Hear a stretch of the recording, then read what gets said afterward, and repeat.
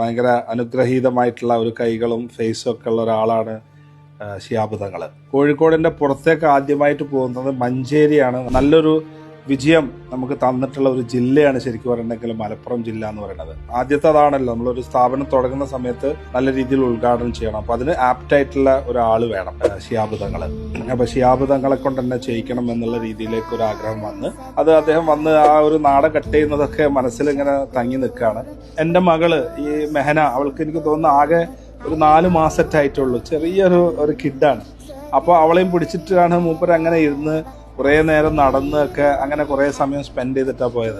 I also felt like നമുക്ക് ഒരു പിതൃ സ്ഥാനത്ത് കാണാൻ പറ്റുന്ന ഒരു ആളായിട്ടുള്ള രീതിയിൽ വരെ ഉള്ള ഒരു ഫീല് അന്നേരം ശരിക്കും പറയേണ്ടതൊക്കെ വന്നിട്ടുണ്ട്. നമ്മളെ അത്രയും തൊട്ടറിയുന്ന രീതിയിലേക്കുള്ള സംസാര ശൈലിയൊക്കെയാണ് അദ്ദേഹത്തിൻ്റെ. അതായത് ഒരു 5 മിനിറ്റിൽ തന്നെ ശരിക്കും പറയണ്ടെങ്കിൽ നമ്മൾ അദ്ദേഹത്തിൻ്റെ ഒരു വലിയൊരു ആരാധകനായിട്ട് മാറുന്ന രീതിയിലേക്കുള്ള ഒരു സമീപനമാണ്.